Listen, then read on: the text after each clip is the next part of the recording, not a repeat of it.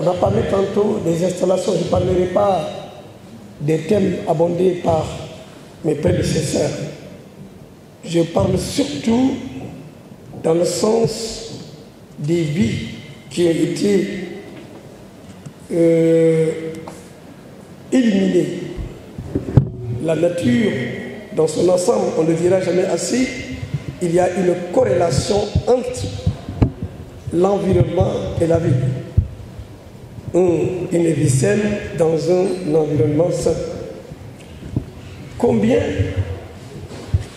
de bâtiments sont là à la place de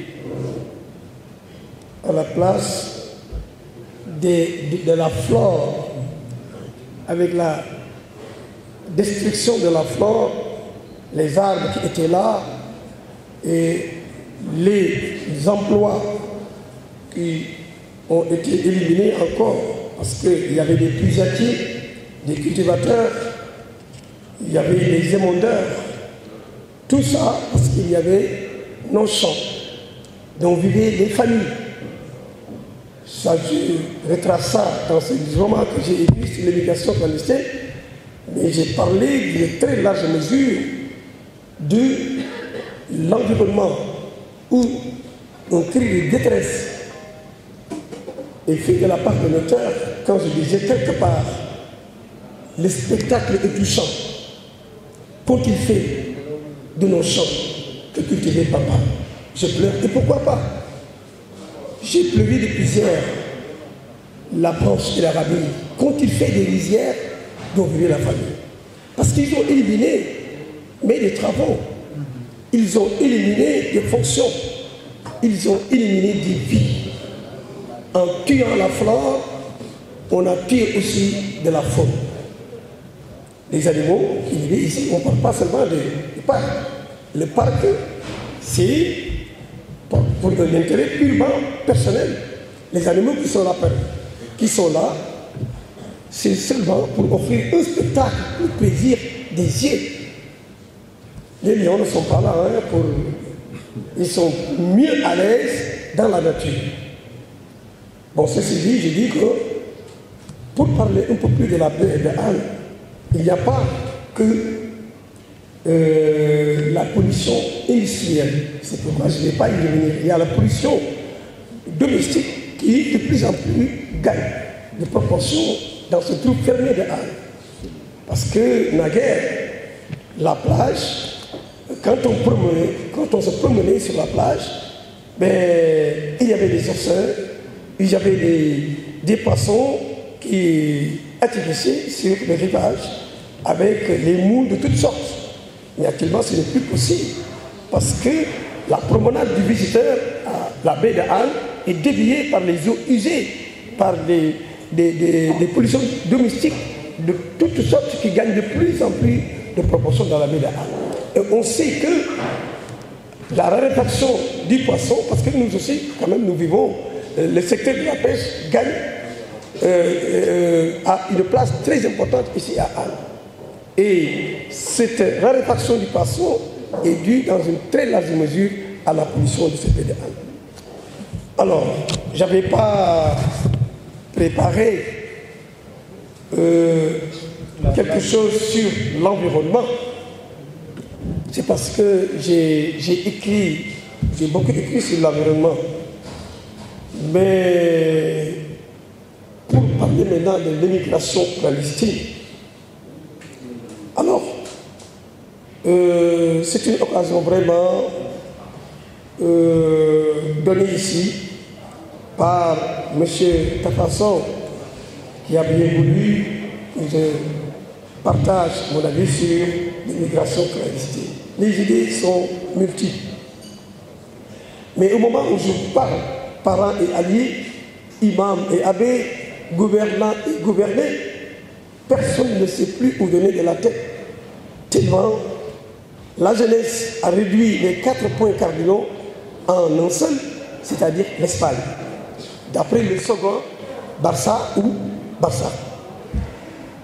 C'est un plaisir, mais aussi un honneur pour moi, pour montrer les enjeux de l'immigration irrégulière. Pour une irrégularité, c'est vrai, l'immigration clandestine en est vraiment une. Mais les enjeux qu'elle cache, moi je parle des intérêts. Quand on parle d'enjeux, moi je pense qu'il faut aussi éclairer bien le concept d'enjeu. Parce qu'il y a toute une politique financière autour de la question. On en parle parce qu'il y a des financements d'outre-mer, d'ici et d'ailleurs, pour, voyez-vous, essayer de canaliser la jeunesse. Mais en tant qu'imam ratib de Hann Plage, je voudrais seulement montrer qu'il n'y a pas, en fait, de divorce entre la loi humaine, la logique purement et simple, et l'argumentation islamique. Comme toute loi, il y a des principes humanitaires en parfaite conformité même avec la logique. Enfin, en tant que chercheur, je voudrais amener tout un chacun à trouver avec moi la solution véritable et définitive pour stopper ce fléau qui n'a pas fini de décimer la jeunesse. Alors, j'essaie de régler, à travers ce roman que j'ai écrit sur l'immigration clandestine, intitulé Les clowns de l'Hexagone, édité à Paris, depuis 2014, j'essaie de régler l'équation de la République. C'est une équation vraiment, parce que ça pose problème à nos dirigeants. Et comme toute équation, bien sûr, celle de l'immigration clandestine a forcément des inconnus et tout d'abord un énoncé. Il est terrestre, mais les 3/4 périssent dans ce voyage dit clandestin. Et le quart restant se heurte à tant de désillusions à peine arrivées. Ça, c'est l'énoncé. La question est la suivante. La jeunesse est-elle la seule responsable de cette situation? Que faire maintenant pour ouvrir les yeux à tous ceux qui, de près ou de loin, sont impliqués dans ce phénomène? Si l'immigration clandestine a été désastreuse dans son ensemble, eu égard à tant de pertes humaines et tant de familles disloquées, c'est tout simplement parce que l'irrégularité, encore une fois, est passée par là. Des embarcations peu fiables qui ne sont soumises à aucune visite technique, confirmant leur validité. Il n'y a pas non plus d'études sérieuses. Elle est bâclée souvent sur la durée du voyage et d'établir véritablement une proportionnalité entre la quantité de nourriture qu'il faut et, voyez-vous, la destination prévue dans un temps donné. Et même si calcul il y a, il est souvent faussé par des aléas climatiques. En haute mer, la brume, la marée haute, les houles et j'en passe. Ce qui retarde, bien sûr, évidemment, l'arrivée des candidats à l'immigration et la plupart sont morts de faim et jetés les uns après les autres en plein air. Alors, en sus de cela, il y a le mal de mer qui vient à bout des candidats les plus résistants, sans compter les roches qui passent inaperçues et qui cassent, voyez-vous, les embarcations de fortune, où tout rescapé relève du miracle. Une autre irrégularité, et pas des moindres, suffit de classer l'immigration clandestine parmi les péchés mortels. Alors, je pèse bien mes mots quand je dis que c'est un péché mortel pour la bonne et simple raison que le suicide du candidat est plus que mis en évidence. Parce que là, le candidat se dépouille de toutes les garanties de l'État. Dès l'instant que le cordon ombilical est coupé entre les autorités étatiques et les citoyens. d'un simple malaise, par exemple, le candidat peut mourir parce que personne n'est là pour les premiers soins. Alors, puis, les candidats, comme je le dis souvent, tantôt, les candidats sont jetés vivants en mer à la suite de simples altercations. Parce que là, l'État revient à l'état de nature. L'homme revient à l'état de nature. L'homme ne vit plus en société dans cette immigration clandestine. Comme le disait Jean-Jacques Rousseau, où le plus fort opprime le plus faible. C'est, si vous voulez, la loi même de l'océan, où le plus gros poisson consomme le plus petit. Et je dis que ce cas de figure ne se serait jamais passé dans l'avion. De surcroît, on est à la barre des forces de sécurité pour revenir au péché mortel tantôt évoqué. Quand on peut se permettre de tuer quelqu'un avec toute la progéniture qu'il aurait pu engendrer, Allah subhanahu wa ta'ala a raison de dire وَمَنْ قَتَلَ النَّاسِ مَنْ قَتَلَ مُؤْمِنًا فَكَأَنَّمَا قَتَلَ النَّاسِ جَمِيعًا. Celui qui tue quelqu'un, c'est comme qu'il avait tué tout le monde. وَمَنْ أَحْيَاهَا فَكَأَنَّمَا أَحْيَا النَّاسِ جَمِيعًا. Et celui qui sauve une vie, c'est comme qu'il a sauvé le monde entier. Là, c'est pour indiquer sur la lourde responsabilité du crime à travers ce voyage clandestin. Mais pour informer maintenant sur la lourde sanction qui pèse sur tout criminel, Dieu dit Man qatala mu'minan muta'ammidan, celui qui tue exprès un individu, sa loge, c'est le feu de la Jahannam. C'est bien sûr le sort réservé sur tous ceux qui se bagarrent à mort, comme le dit le prophète. Al-Qatil ou Al-Maqtul Fina. L'assassin et sa victime sont tous dans le feu. Croyez-vous que ce qui s'est passé au large des côtes de la Mauritanie se serait passé dans un voyage public? Une bagarre, nous dit-on, est intervenue en cours de voyage. Le capitaine, perdant le contrôle de sa direction, ne peut éviter une roche qui a tout simplement cassé en deux. Voyez-vous la pirogue? 25 rescapés pour le moment, parce qu'ils gisent dans les hôpitaux en état vraiment dégradant.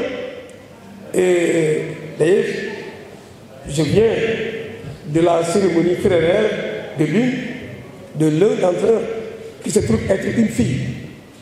Alors, finalement, la mère de la candidate s'est résignée à croire que sa fille est morte.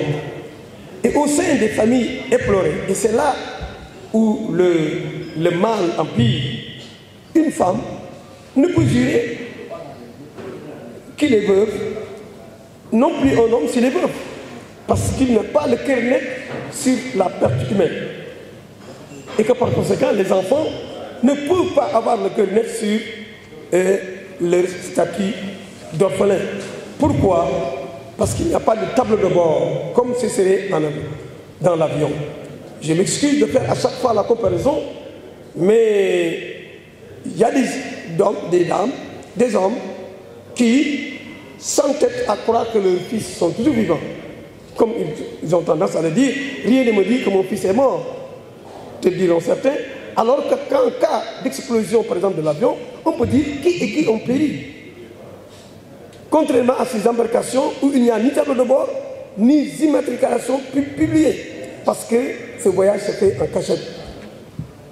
Alors, la jeunesse, qui est, comme l'a annoncé tout à l'heure notre chef journaliste, et l'espoir de demain, ce n'est pas pour dissuader la jeunesse sur la raison du voyage, elle est plus que légitime, mais sur les moyens empruntés pour réaliser ce voyage. C'est là où la question se pose. Parce que chacun a le droit de nourrir un espoir, comme le fait la jeunesse, de le concrétiser avec l'aide de Dieu. Mais les moyens du voyage devraient être revus à la loupe, voire sous-nommés. Combien sont arrivés à destination? Mais combien sont noyés dans ce géant aquatique qui ceinture le monde, hein? Ou dans le désert, trahis souvent encore par des convoyeurs qui n'ont de souci qu'à se remplir les poches au détriment des candidats insouciants du danger qui les guette. Et toujours là, il y a de l'arnaque à travers ces voyages parce que c'est clandestin. Et personne ne peut porter plainte parce que tout le monde est recherché par l'État, qui n'est pas d'accord, encore moins par la religion. Mais pour ne pas obéir, l'Europe s'est empêtrée. Quand je dis que, excusez-moi, j'avais mal rangé, je dis donc c'est responsabilité qu'on ne peut pas seulement imputer à la jeunesse. C'est une lourde responsabilité qu'on ne peut pas seulement imputer à la jeunesse. D'autant moins que des parents ont vendu qui leur maison, qui leur parure, qui leur lopin de terre pour engager leur fils dans ce voyage de l'incertain ou dans ce voyage de non-retour. Tout ceci compte tenu de la mise en garde de Dieu, d'après laquelle ce voyage clandestin est une violation de domicile. Quand Dieu dit,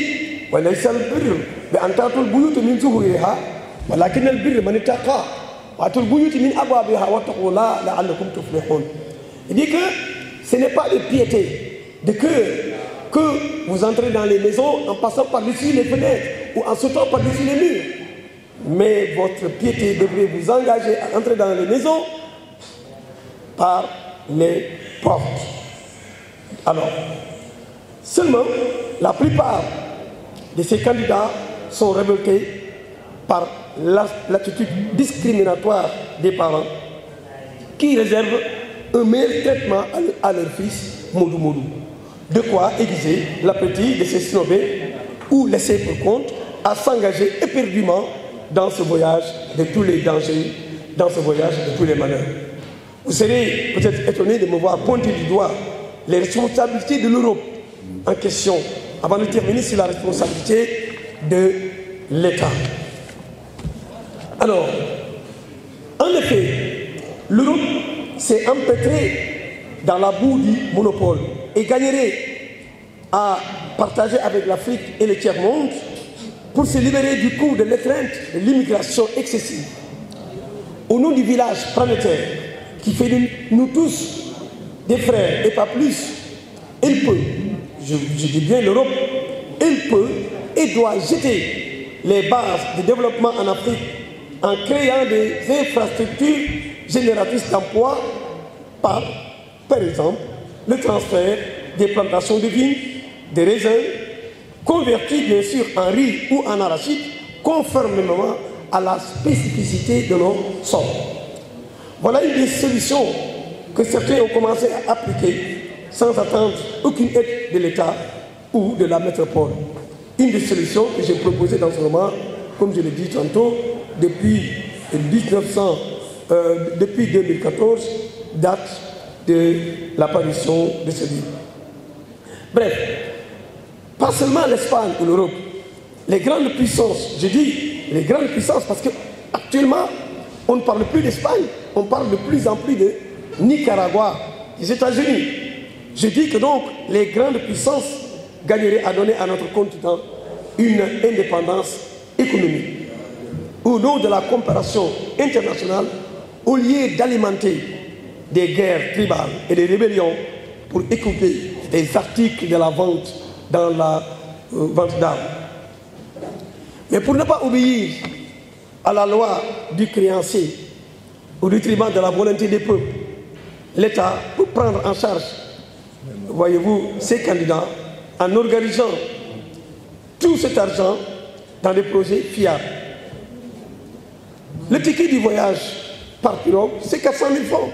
Avec 400 000 francs, alors, je crois que 10 candidats ont 4 millions.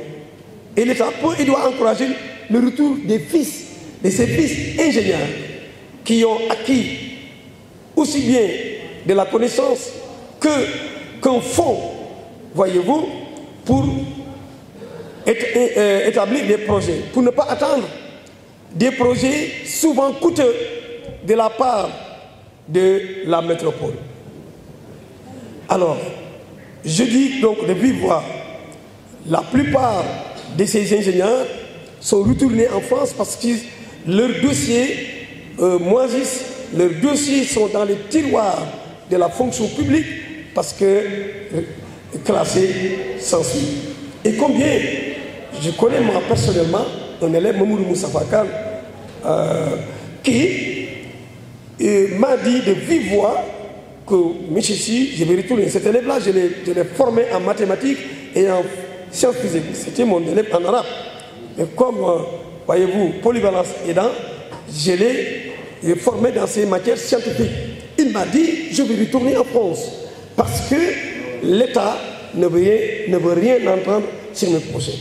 Donc la politique éducative devait consister de la part de l'État à asseoir un bon enseignement, mais aussi à octroyer des bourses pour multiplier ces ingénieurs qui sont disséminés dans la diaspora, qui veulent rendre à César ce qui appartient à César, qui veulent redonner au bercail la connaissance qu'ils ont acquis, mais il n'y a rien à faire. Je dis que l'État devrait contribuer à l'insertion de ces gens-là par une participation active dans les divers domaines de spécialisation. La plus grande responsabilité de la métropole, c'est le blocage des moyens d'accès. Libérer l'obtention des visas. Parce qu'une fois les conditions remplies, je ne vois pas pourquoi la jeunesse est snobée, parce que ça coûte très cher. Ce n'est pas pour légaliser le voyage clandestin, loin s'en faut. On ne le dira jamais assez. Pour 100 personnes, c'est presque 20 qui arrivent. Mais je dis que la jeunesse est presque laissée pour compte. Les ambassades devraient faciliter l'accès à l'Europe, surtout au moment où on est dans le village planétaire. Alors, l'islam donc ne saurait cautionner ce voyage, mais quand même, il faudra quand même proposer d'autres alternatives. Donner autant de projets à la jeunesse et en cas d'irrégularité, il n'y a pas seulement que les pirogues. Il y a la lutte avec ces enjeux. Dans la lutte, on récompense la force au détriment de l'intelligence. On donne des millions à ces gens-là. Dans les concours de beauté aussi, c'est comme ça. On récompense l'inné, voyez-vous, au détriment de l'acquis. Alors que tout est mélangé. C'est pourquoi je le dis quelque part dans le roman que la poubelle ici brille à la place des astres. C'est pourquoi la plupart sont découragés. Je crois que je peux m'en tenir là pour laisser place à d'autres contributions. Je vous remercie.